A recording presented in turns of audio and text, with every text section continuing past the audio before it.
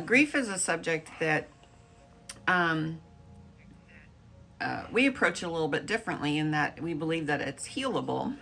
Scooch over, babe. And a lot of the grief community does not see it that way, but through experience and my own loss, and thinking I was not going to recover from it, and then I did, and so um, we want to approach grief from a perspective that, with some information and some practice, you can heal a deep state of suffering. I had a teenage son that died in 2012, and it was a brutal 8 years before I finally figured out some things that were extremely helpful. My teenage son, was 17 in the year 2012, and he accidentally fell off of a rock cliffside canyon wall, while trying to go down to the river below. So it was just a dumb accident. Hi, Karen. Hi, Susie. Thank you for joining us on our conversation tonight. Let's see. We have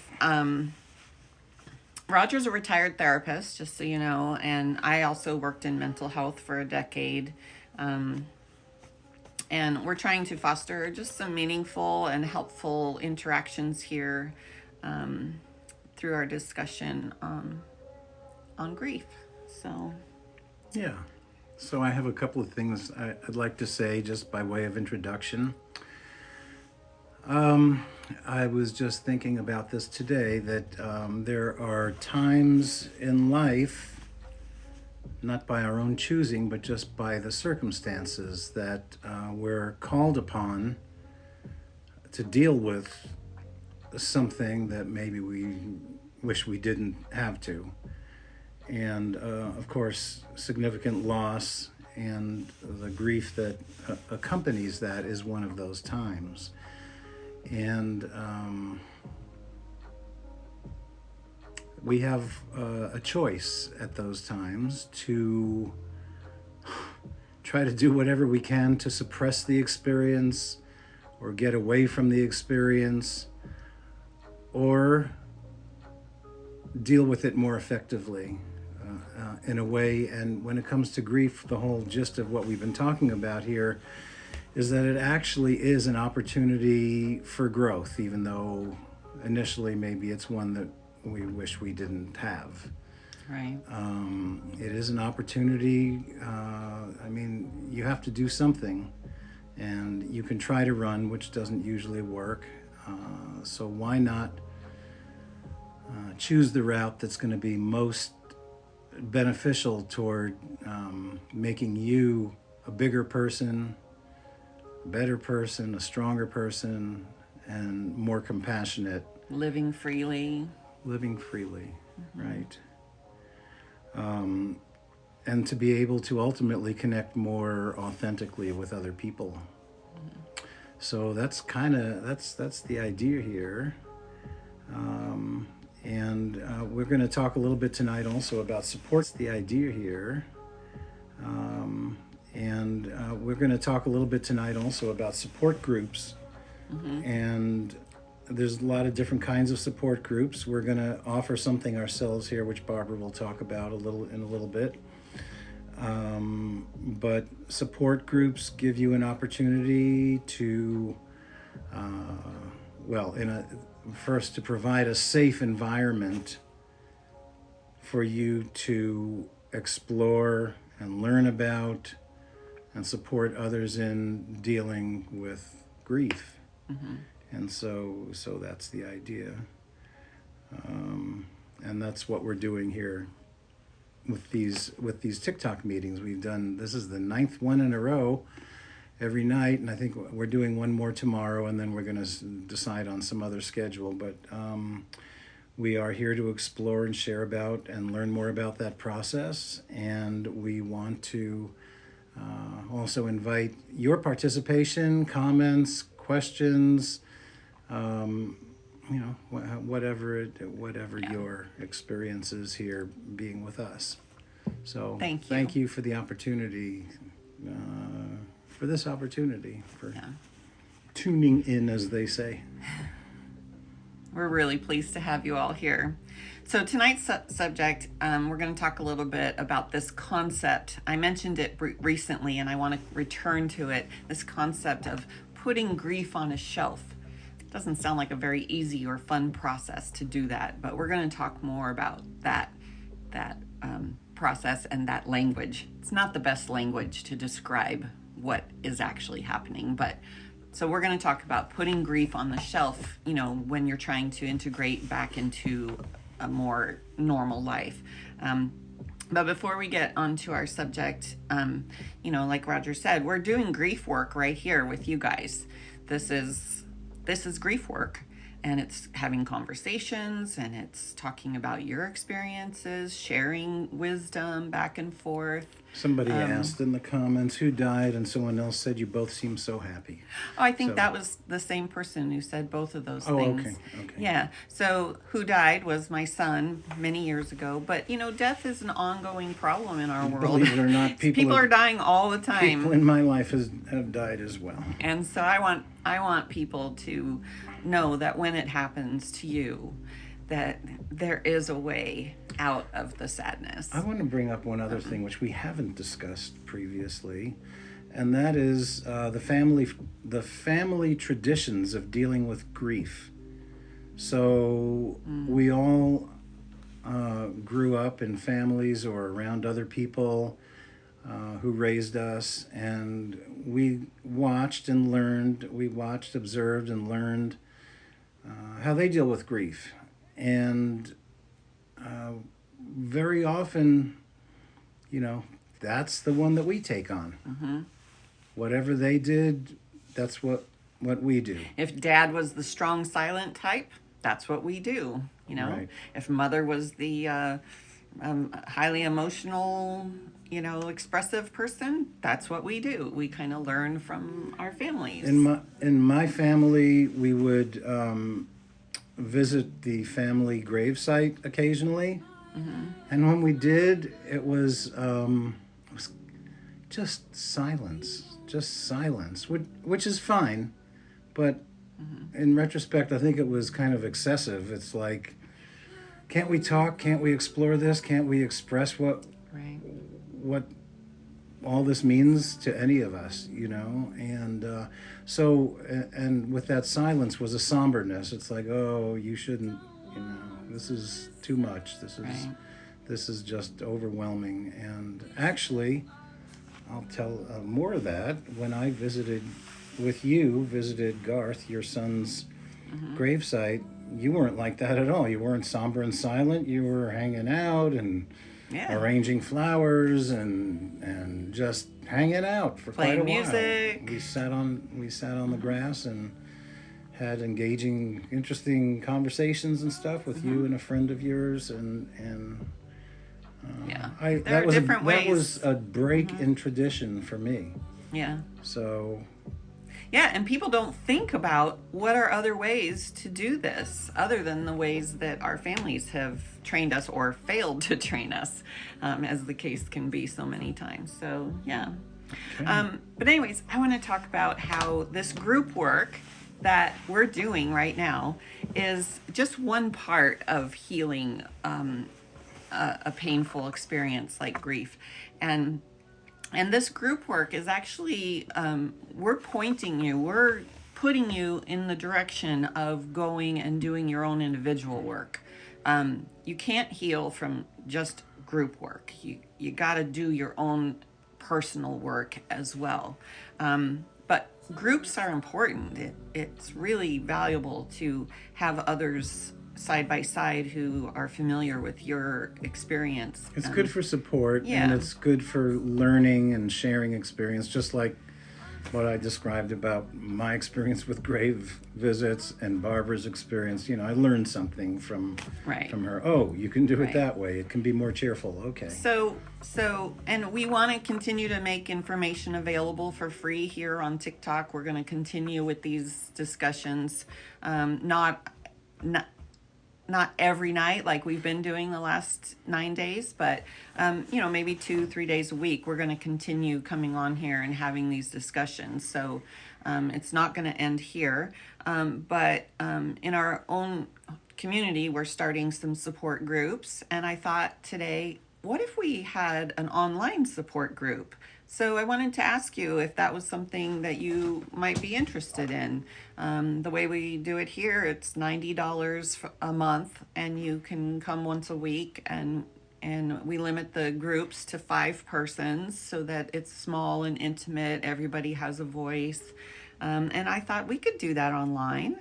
So if that's something that you're interested in, you could message us here on our TikTok or our email. I just made a new email today that matches our TikTok. So it's healinggrief24 at Gmail. So if you want to email us, you can do that, or you can message us here on TikTok. How recent about your son? My sister's death kind of started things up. My son passed in 2012, and I was in a really unhealthy state for 8 years, and but I kept searching for a solution, and in 2020 I figured it out, and I learned how to heal myself. And I'm sorry about your sister's death. That's a hard loss. I have 3 sisters and a brother, and it would be pretty rough losing a sister.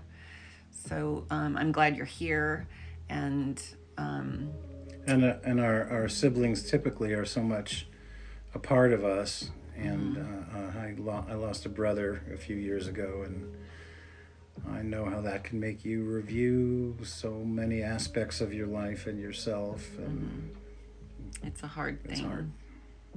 But we're glad you're here, and I think we have some information that can be helpful for you. So anyways, if group work sounds like something you'd like to do with us, please message us and let us know if that's an interest. We're just kind of taking a poll at this point. And then also we do individual work with people, just to let you know. So let's talk about putting grief on a shelf. I mentioned this the other night, and I thought about what I said, and I wanted to clarify. So I was talking about how sometimes when we can practice taking a little moment of silence, a little moment of internal reflection, meditation, prayer, something like that, sometimes the grief is so active and busy, it's hard to find that time and place to do that. And so I said something like, if you can, take your grief and lovingly say, just stay here on this shelf over here for just a moment while I just have a moment of peace. And and I thought, that's not really how it works. Like, you can't just take it and move it, Well, wouldn't that depend on the stage you're in? If it's really early, I'm sure it's impossible to do anything but think about that, right? But if it's been a while, you may have the opportunity to say, I'm going to put it on the shelf. You have to, to go about life, to go to work, even for moments at a time. Well, I wanted to talk to you about how to develop that muscle for putting it on the shelf. Okay. And you don't just do it. You have to develop this skill, and the way that you develop this skill is in the early days when the grief is really running through your system really, really heavily. You occasionally will notice moments when it quiets down on its own, and it's really important to take those moments and notice that wow, I woke up this morning and it took me a whole 15 seconds to remember that my loved one was gone. It's like, pay attention to that. That's 15 seconds of grief not assaulting you. Notice it. And then the next time it happens, you get busy doing something and you go, oh my gosh, I think I just went 5 minutes without thinking about it again. And then notice those 5 minutes. And then maybe a couple months down the road, you're like, I went to dinner with my friends and I didn't think about it once. Notice it again. So every time you can recognize that the grief has kind of quieted down, because it's not going to stay highly active 24/7. Your body couldn't tolerate that kind of activity. The body knows, oh, we got to get a break from this. So notice the little bits of time and notice how they grow, and then start expecting them to grow, and then start asking yourself, I wonder if I can encourage these times to grow. Now you're taking an active participation in the process of focusing your attention. So you're putting your attention on the quiet. You see, you're not making the quiet happen. You're noticing it when it's happened. And when you notice that it's happening, more of it is going to happen. And there's this theory, philosophy, belief, I don't know what you want to call it, but one of the books that I read was by Dr. Joe Dispenza, and he talks about how energy flows where your attention goes. So wherever you place your attention, that thing that you're putting your attention on is gonna grow.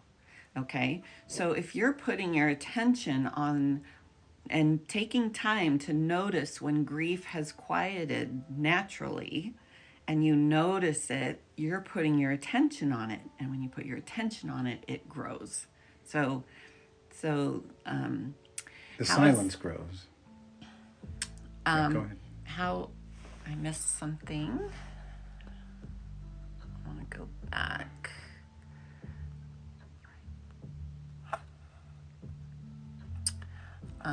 Let's see. Luella says, I had 4 brothers. They all passed. My husband 2 years ago. The pain is unbelievable.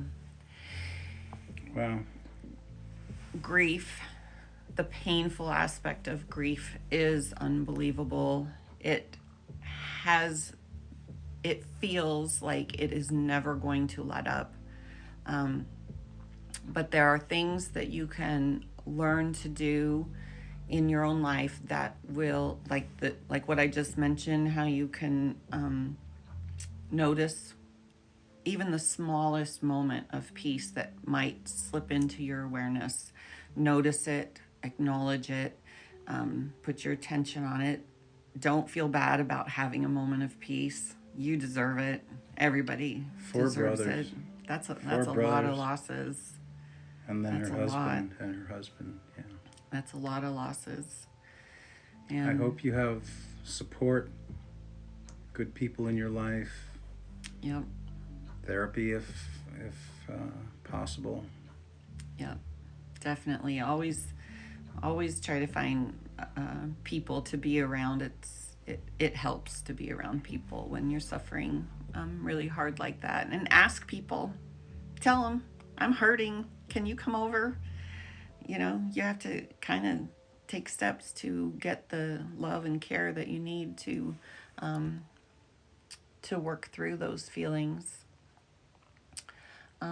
Texan says, how is that a good thing? I'm not sure which part I missed what we were referring to. I don't know. Good thing I forgot my sister. No, you don't forget. I don't think we forget at all. In fact, let me describe the difference between longing and remembering and enjoying memories. And then there's this other thing that happens where pain strikes. And so sometimes we can have a memory and have a good chuckle over it and laugh and remember when that thing happened and that was so funny and that was adorable. And we can have memories, and we can have a memory without pain. But grief is an experience where it's a memory with pain attached to it. So for instance, And sometimes anger. Oh yeah, anger, pain, sadness, rage, all of those things can can come up. And so we don't want to forget our loved ones, not at all. They're with us. Their memories will never leave us. And and we long to have the experience of their presence with us again. That's a longing, it's a desire. That's perfectly natural to long for that experience that was once enjoyable. We want to have that again. We also understand that death is a real thing. It happens, and so that experience is no longer available to us. So that's when we shift into pain and suffering. Like, we're angry that we can't have that experience again, and we're sad, and those painful emotions keep coming and keep coming and keep coming. But eventually, when you learn some methods to calm down your nervous system, grief is very much a body sensation, and it can be calmed down with a variety of methods, breathing methods, meditation methods, even just being quiet. So there are methods that will calm the nervous system down, and some of those methods can produce profound changes in the pain level. That's been my experience and the experience of others that I know who have also experienced this kind of healing from grief. So healing, it's a slow process, but it is a doable thing, and that's the main focus of our talks here. Is we want to start a dialogue in our world about how grief is not just something that you have to learn to tolerate, that you learn to live with, that you can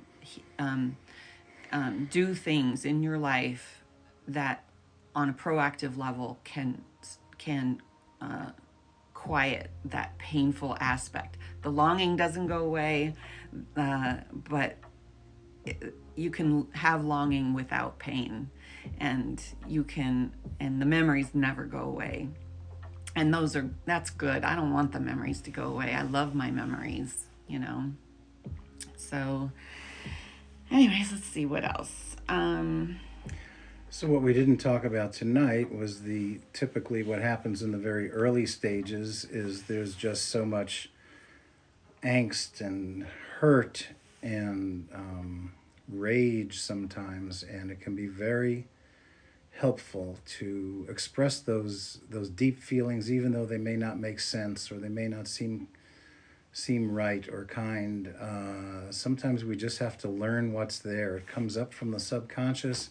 It comes up from deep inside. It has a lot to do with early formation of the relationships with that person that you lost. And doing that in the company of a good therapist or a trusted friend or by yourself can be extremely helpful. Just finding out what's there and allowing that expression and not having to go back to it quite in that same way ever again. And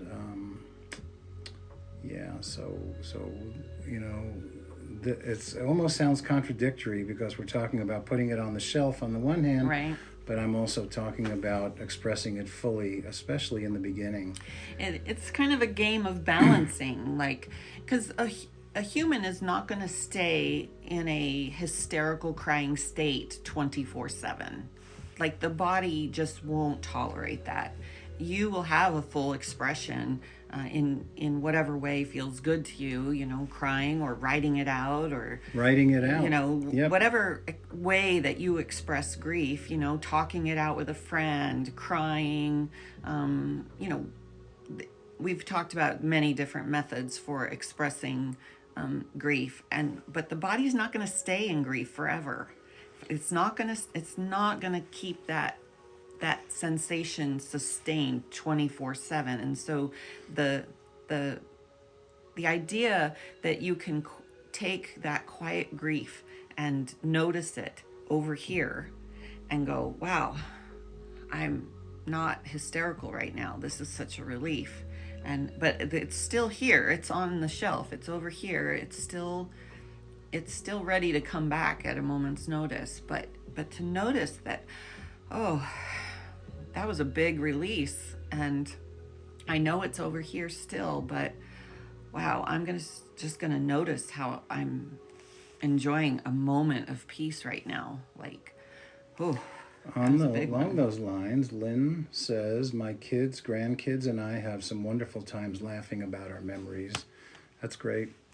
I love that sort of thing. I love reminiscing with family members. I have a sister who's older than me, but and her hearing's not so good now. But so we chat online and or text message a lot. We have extended messaging sessions, and a lot of it is really joyful. Just sharing memories. I love that sort of thing. Yeah. Sharing memories that only your family members know about. Yeah. They're You're, special. you're not educating them in the memories, you're sharing the memories with them. Beautiful. Beautiful. You know,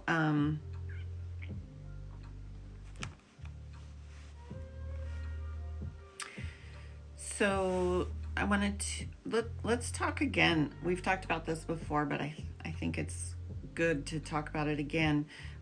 That productive expression, when grief is bubbling up inside of you and it needs to come out in some expressive way. Um, um, like for me, it was like this. This is terrible. This is going to be terrible forever, and so then I would just express the angst of that belief. This is terrible. I hate this. This is forever, and and and sometimes asking questions about your experience, even while you're having it. It's like if you can develop that skill, like, is it true? Is it true that this is forever? Like, do I know that it's true? Am I absolutely sure? What feels true? What about, can I trust my feelings? Like, it feels true that this is not going to get better. Are my Well, feelings and trustworthy? there are people, a lot of people out there who will tell you that this is forever. Because their feeling experience inside themselves is telling them this is forever. So, Or it's only moved so far for them, and that's where it stays. And right. then when you ask, when am I going to feel better? In some of the healing communities, it's pretty common to say, well, it's not going to get better. But that's why, and not everybody does that, obviously. But there are a lot of people out there who do say it will get better. But that's where we're coming from. Also, is to encourage people to know that it can get better, and it does get better. Right. Because we've talked about how expressing the grief is one of the ways to journey on this path to get to that, the holy land of acceptance. Acceptance. Yeah. Getting to that place where somehow, some way, the intensity of this experience gets lessened, and there's this dream place called acceptance that is referred to in the grief community. And it's like when I first heard that word acceptance, you just have to learn to accept. And I would just reject that immediately. I was like, no, I will never accept this. This is unacceptable. That's a ridiculous expectation that my end goal is to achieve acceptance. Like, that's crazy talk. That was my experience.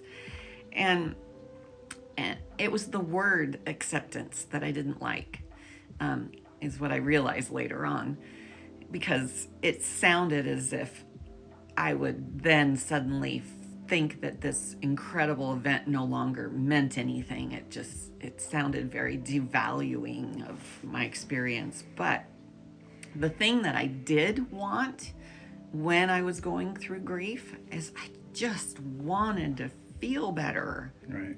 Like, I'm so tired of this same cycle of triggers and crying and anger and disappointment and more triggers and more crying, and it was just like this endless what do you call it, treadmill. Yeah. That I just couldn't get off. Just kept recycling the same emotions over and over for 8 years, and I was so tired of feeling that stuff. And so I was searching for a solution to the problem. And so then I started to experiment, with anything that anybody suggested to me. Read this book, try this method, try that, do this. I was like, yes, I'll say yes to everything, because I was so desperate to get off the treadmill. Right. And so acceptance, I mean, I understand how it could be offensive or seem offensive when you're being asked to accept what's unacceptable, basically. Right. On the other hand, what it means ultimately, if you can get to a place of acceptance, it's acceptance of life, isn't it? And it's acceptance of your life going on, which it is, until you die. Right. So acceptance is how, if you can get to that place, it's a profoundly meaningful place to be. That's where that indicates, some real growth, and boy, it takes a big person to accept life on life's terms when it dishes out stuff that's painful. Right. And what I discovered is that even though I was resistant to the concept of behind the word acceptance, that search that I was on, that search for a better feeling, is the very thing that brought me to what I could now probably describe as acceptance, And I'm like, I wasn't looking for acceptance. I was just looking to feel better because I felt rotten all the time. I didn't want acceptance. It was not an option for me to go pursuing acceptance. It just didn't interest me in the least.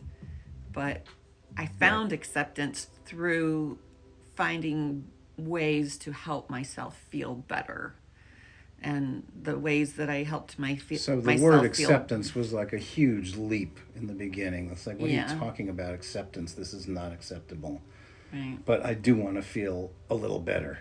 Right. Right? And so you had that degree of acceptance in a sense, like, yes, I accept that I don't feel good and I want to feel better. Yeah. Texan says, if this is how it is, it might mean I should make a decision. I suppose this is partly an intellectual decision making. Like, for instance, I decided to say yes to people's suggestions. Try this, try this, try this. You're pretty open that way. I was interested in solving this problem. I think humans in general, we like to solve problems. That's why we love puzzles and games and things like that. We like to solve problems.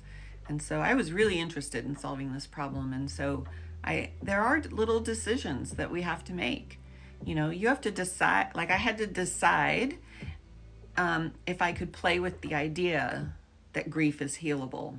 My community had told me, no, grief is not healable. And if I had aligned myself with all of them, I probably would not have healed. But when I made a decision to play with the idea, I wonder if it is healable, those little decisions grew. They built momentum. Let's see here. Yes, so there is an aspect of decision making. Lynn says, I have been able to understand my husband's passing, but not my son's. My son has been gone 17 years. Understanding can you get me a tissue there, hon? Understanding the passing. So a lot of times what we're searching for is the why. Why did this this happen? What is the, um, you know, what's the meaning?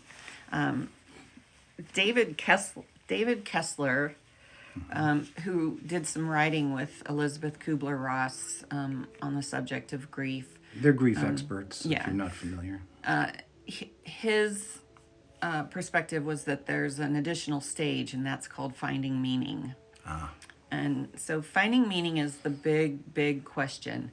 And every person's meaning looks a little bit different than the next person's meaning. You know, what would be a good example? Let's say there are two people who are using illegal substances, and one of them passes away and one does not. And the one that is left is like changed by that experience and By losing the other? by losing the other, That's interesting. and Okay. is like, I'm never touching these substances ever again. In fact, I'm going to be a champion for stopping these substances. A champion for stopping the substances. You know, so they found meaning for themselves through the loss. The loss had some value that they could glean from it. Yes, they still grieved. Yes, they still, had all the usual reactions to loss. But in the end, after time and after working it out inside themselves, they come to a place where they find some form of meaning. And it takes some work to find your meaning. It's different for everyone. In my case, I was in this deep state of suffering for 8 years, but I was desperate to feel better. And when I discovered methods that helped me feel better, I discovered that not only did it heal my grief, but it also healed some other deeper pains that I had even before my son died. And so it's almost like, wow, I'm a happier human now than I was when my son was alive. And his death is the thing that put me on this journey to discover that there are ways to feel better.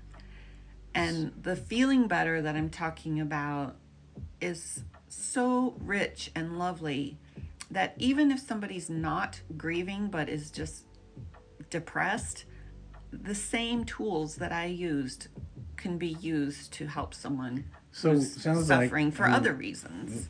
Like you're saying that the meaning stage that you're in is doing this work. Yeah. Yeah? Yeah. It's talking about grief and healing, talking about healing from grief is on my mind constantly. I think about it every single day on some level. I talk about it all the time. And I feel like I have this gift that I'm supposed to share with the world. It feels right to be talking about this and bringing this information out into the light. I know you've been talking about doing this for a long time. Yeah. We just started this 10 days ago. Right. Even though I had what I call a healing experience in 2020, and it's been over 3 years and I'm still feeling good, it took me this long to get, to trust it. Okay, this isn't just a fluke. It's 3 years. I'm still doing well. This is amazing. We have to share this information. Right. And this information, I wanted to get back to Lynn's comment, because her son's death is a totally different experience than her husband's. Yes, there is, with all the moms that I've met through the years who have lost children, there is just something different about losing a child, and it feels harder to get through. I lost my parents when I was in my 20s, got through it reasonably fine. it was unpleasant, but yeah, I'm okay, but the loss of a child, totally different game for some reason. Wow. It's a human, I think it must be but very it just, biological to yeah. on one hand, and plus culturally we're just taught that you're not supposed Mm-hmm. to outlive your children. Right. So that right there, if you believe that, then you feel like there's something wrong with you, Mm-hmm. something wrong with the world. Um, I'm oops, too let's see. empathetic without making enough to keep a home. Oh. Without making enough to keep a home. I'm not sure.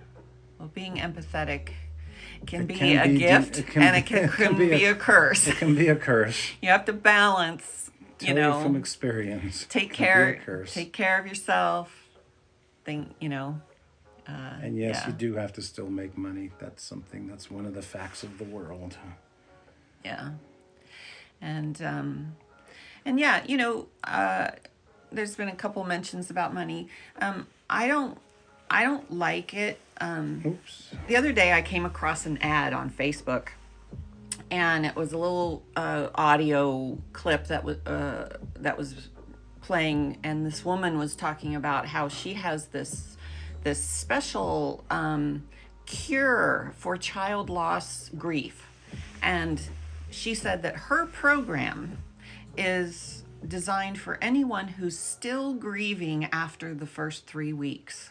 And I thought, this person knows nothing about grief, child loss, if she's implying that her program can fix you if you're 3 weeks out. It was There's something wrong with you if you're ridiculous. still grieving after 3 weeks? Yeah. Okay. And also that she has this And she has program that she's going to sell me. And I'm trying to remember if I That's looked pretty up the bold. price, but I think it was outrageous. I was like, no. And so so taking a subject, a very sensitive subject like grief, and monetizing it is not evil in itself. Okay. It's not. I'm so thankful that there were things that I could go out there and purchase and use to help me heal. I'm thankful for those things. I bought guided meditations. I bought books. I went to a 10-day silent meditation retreat. I invested money in helping myself find the things that helped me feel better. And so there is nothing wrong with people making a living serving others. There is a common old belief, though, that those whose profession is serving other people, that somehow it's evil or wrong for them to charge. That those services should be free. And it's interesting, that's what happens in psychotherapy. So you dedicate yourself to doing that all the time, and there's something wrong that you're charging for your time like everyone else in the world does. I know I once attended a lecture by the guy that succeeded Swami Muktananda, and he had a big following from India, thousands of people, and people would often say, or would sometimes say, he told this story to him, well, this is spiritual work and everybody's entitled to it, and why are you charging for your workshops? And his response was, okay, well, when the day comes that when I need something and I walk into a store to find it, I'm recognized and they say, oh, you're the son of Swami Muktananda. Everything in the store is free for you, Right. Yeah. And so he said, okay, well then I won't have to charge for my services. But until then, we're just like everybody else. Right. Everybody's got to make a living. Right. But I also want to say that you can discover for yourself for free all the things that I've learned. Nobody has to pay anything to heal from grief, but you have to be willing to do the work. So you have to go to the library and you have to check out books and you have to read them. You also have to put into practice the things that you read and give them a try. I cannot, not I nor anybody can hand any of you a envelope with all the ingredients that you're going to need to heal. You're going to have to do your own work. And that's what group work does. It points you in the direction of your own individual work. And at some point, each of us are going to have to take our jobs seriously and put the effort into caring for ourselves on a level we have never cared for ourselves, and finding in us a passion for self-care and taking the time to put into practice all the possible ways to feel better. So you can absolutely do this work and not pay a dime. But there are people who, and I'm one That's of them. essentially what you did. I mean, Yeah, that's what I did. I mean, I bought some books and I bought some guided meditations, and I went to a retreat. All I had to do was pay for the food, so it was like 10 days for $500 or something. that is giving it away. So like there are very affordable ways to have incredible experiences. You don't have to pay a lot of money. I don't want anybody to pay. I want everybody to find this for free for themselves. It's out there. All this information is out there. I'm just repeating what I learned, what I read, what I experimented with. I'm repeating what other people told me. I heard people talk about things, listening to YouTubes, listening to, scrolling Facebook and getting really interested in a subject. Ads will come up that came into my environment and were like, have you thought of this? And I mean, just there's so much information out there. We live in an age of information. There is no reason why anybody should be shy of having the information that we're talking about. I'm thankful that social media and digital photos make it much easier remembering those we have lost. Oh, for sure. It's amazing what digital media does, the world we're living in now compared to, 20, 30 years ago. It is amazing. And the great, things like the online photos. And every time, my phone puts something in front of me from several years ago, it's amazing, to look at it and see the differences, see where we were.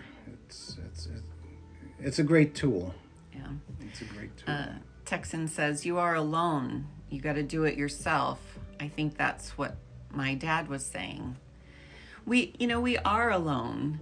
Our self-care and self-exploration is a solitary job. And so on a certain level, we're alone. The decisions we make on how to conduct ourselves in that arena, but they are inevitably personal decisions. But you're not alone. Like, we're There creating a community here who want to support you. Who also says, we're with you, Texan. We get it. We've felt what you feel. We're with you. We understand.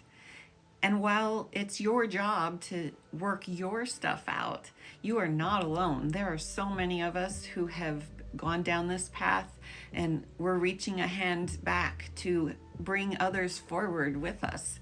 And we're aware you're not alone. There are others that want to help. And on the second part, he was saying, I think that's what my dad was saying.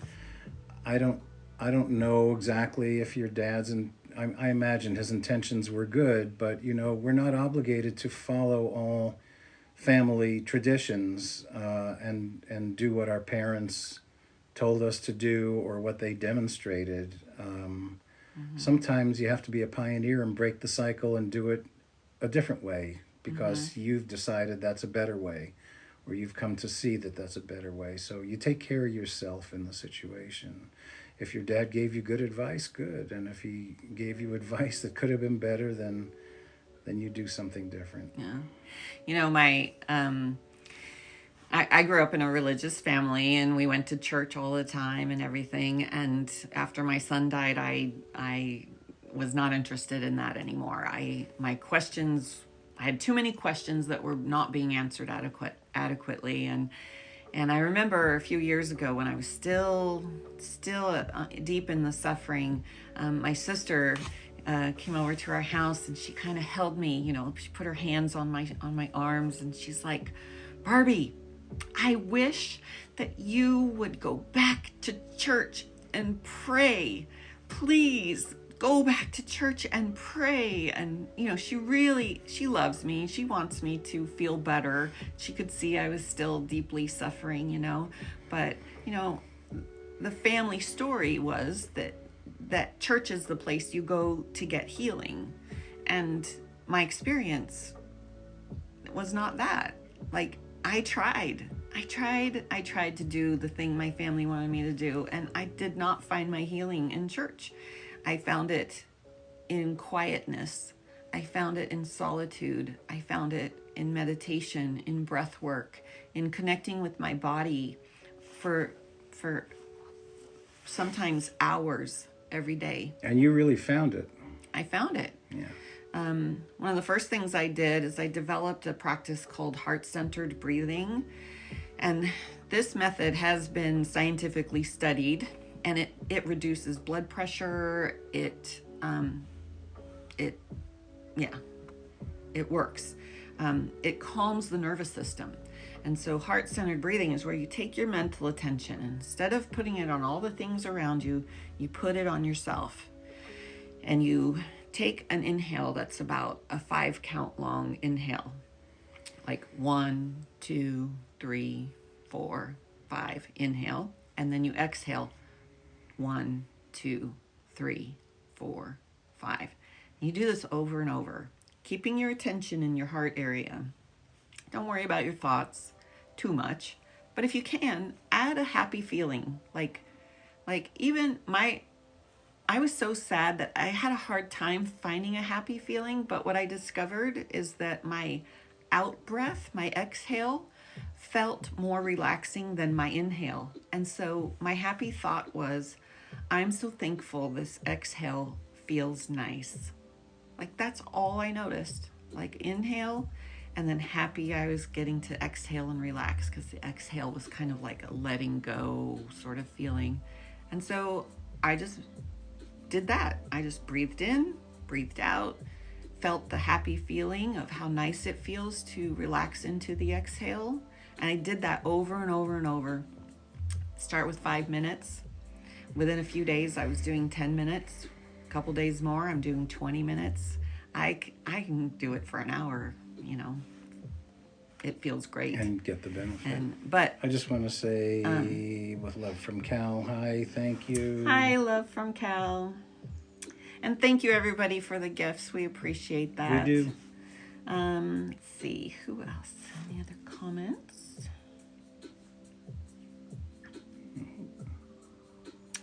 Anyways, so this heart-centered breathing is a really beautiful exercise that you can begin today. It's free. You don't have to do anything.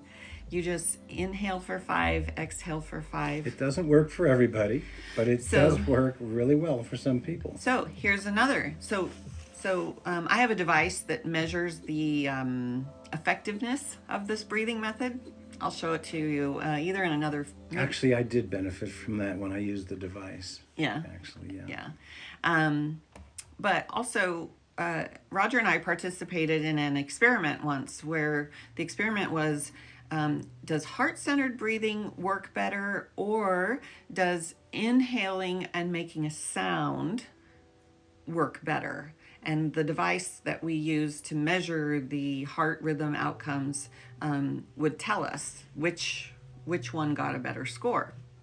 And so for me, when I was doing the breathing practice, not making a sound, my scores were better than when I was making the sound. But Roger, his scores were better when he was making a sound.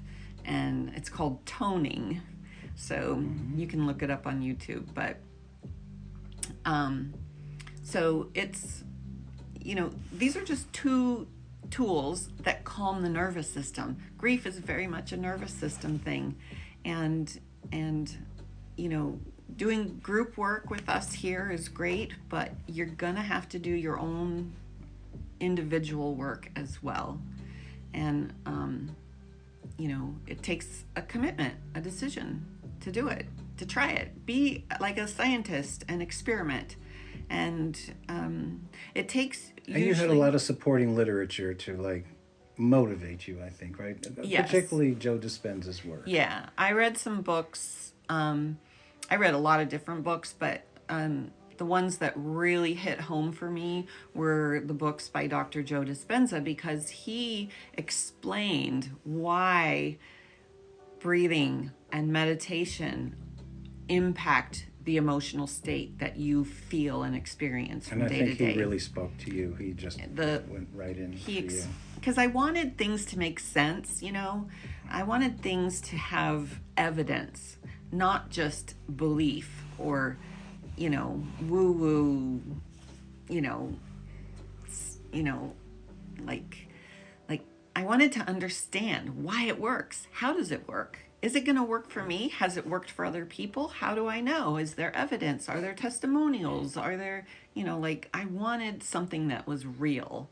And his books explained the science of how meditation and breath work calms your body down to a state where emotional traumas kind of work themselves out of your system. And sometimes some people have like these incredible in one moment, one meditation, and boom, like something shifted for them. They call it miraculous, and then other people do his work and the changes come slowly and gradually. And I want to add, different types of meditation work better for some people than others. I have discovered that there's meditations out there for people with ADHD, like myself, that work really well. And it has to do with recognizing, observing, and acknowledging the restlessness in the body, and kind of identifying that. And in that process, suddenly you feel relaxed. It's like the thing that's been trying to grab my attention, I gave my attention to, and suddenly I miraculously feel relaxed. So different kinds of meditation work, because if I don't do that sort of thing in advance, then it makes it much harder to do something like just focusing on 5 inhale, 5 exhale.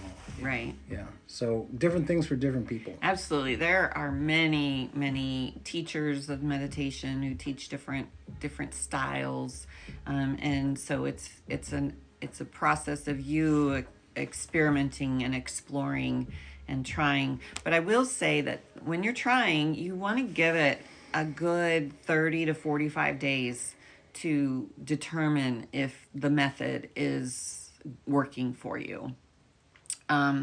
They know that new habits take about that long to create in your life. And what I learned from Dr. Joe's material is that the body, when you're introducing a new thing into your life, the body doesn't like it. It's like, oh no, we like homeostasis.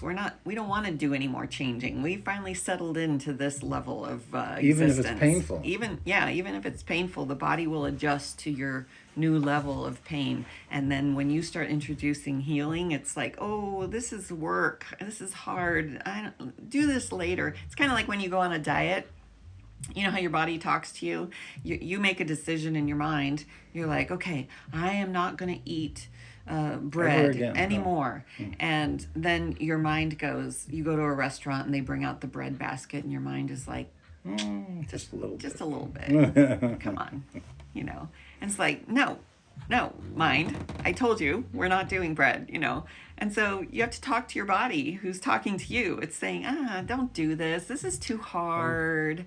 It's too much work. This is not fun, So a few more comments, and we're at an hour already. Oh, okay. Amazingly.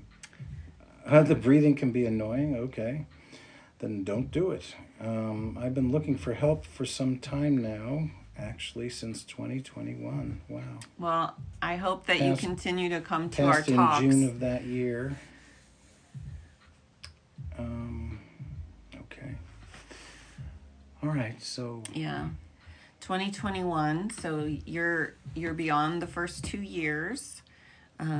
This is the time to begin the search for transitioning from being in pain my to husband, she healing. says. Your husband passed in June.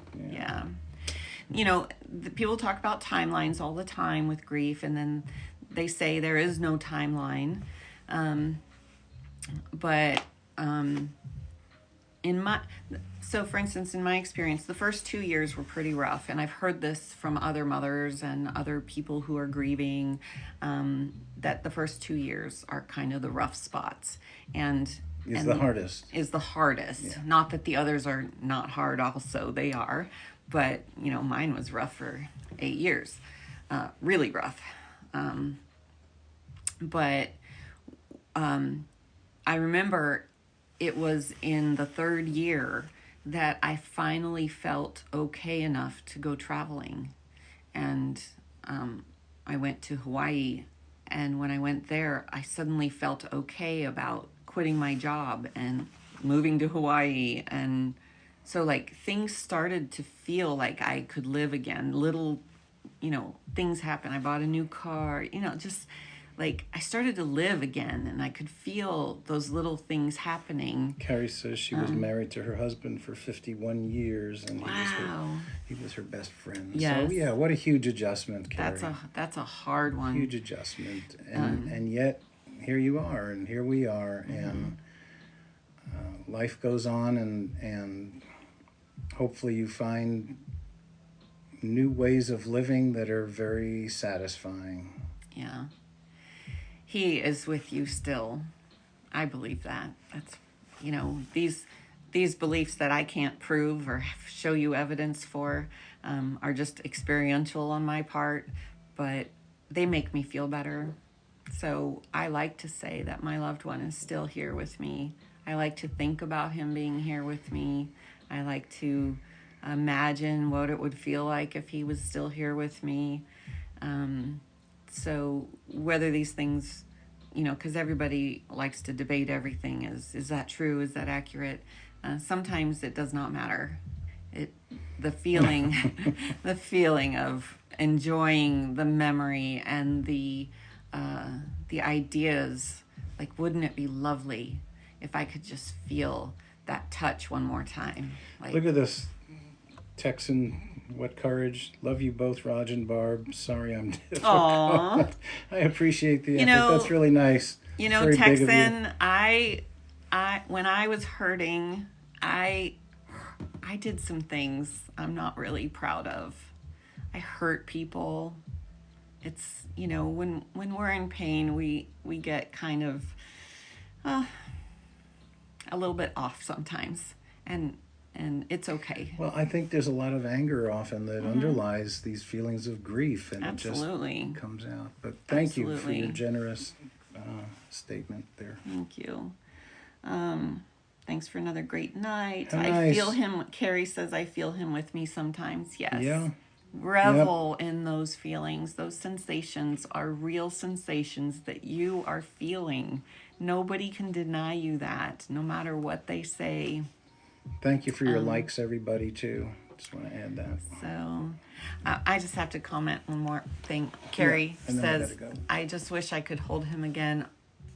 We always held hands. Oh, So, what I learned about the sensations, so the reason we loved holding their hands is because in our body, when we would hold their hands, we would get a sensation of satisfaction. And I want you to consider that feeling of satisfaction is still available, even if you can't hold his hand. And so when you get quiet and go inside yourself, ask yourself, what would my body feel like if I was holding hands with him again? And then just wait and listen to your body and see if that feeling of satisfaction comes through. Sometimes it does. It's kind of cool. So just wanted to give you that little, so you can still feel the satisfaction without having the actual experience. That's another thing Dr. Joe teaches in his books, that the body does not know the difference between a thought process and an actual experience. The body will respond to both in the same manner. So you can access that feeling. It's really a fun thing to play with. It helped heal me to play with these sort of fantasy ideas. I want to Yeah. say also, hand holding is like symbolic of partnership, and I'm sure that your long and deep partnership with your husband is something that is still a big part of you, and that's worth acknowledging. She says, when are we on? So this is our 9th night out of 10 in a row. These are our introductory talks that we wanted to bring to TikTok to introduce the material that we love and believe in. And so tomorrow is our 10th night. It'll be at 6 p.m. Pacific time. We can't continue on a daily basis, but we wanted to do these 10 days initially, but then we want to do 2 to 3 days a week afterwards. And we haven't selected those days precisely yet, but when we do, it'll be on our profile. It'll say, like, I'm not sure yet, but it's probably going to be like maybe like Sunday and Tuesday or Monday and Wednesday or something like that. Well, Probably we're going to do one in the daytime because we want to reach a different audience, and then we'll probably do one at like 6 p.m. but the short answer for now is tomorrow at 6 p.m. Tomorrow at 6 p.m. But then look at our profile on TikTok And then to if find anyone- when we post our new times. Also, if anyone is interested in possibly participating in a group that we hope to form, probably a group of 5, I think. Yeah, we want to start with small groups. Then just text us Yeah. through TikTok, Through TikTok. and Or our email is. and we'll get connected on that. Yeah, our email is healinggrief24, which is the same as our TikTok handle, healinggrief24@gmail. So you can 2 G's, healing. healing grief, yeah, Okay. 2 G's in the middle. So. All right. All right. Thank you, everybody, for joining us again. It's always a privilege and an honor to share this information with you all. Look And- forward to seeing you tomorrow. And hearing from you folks too. Yeah. Thank you for The that. interactions are just wonderful. Thank All you. right. Thanks, everybody. All Good right. night. Good night.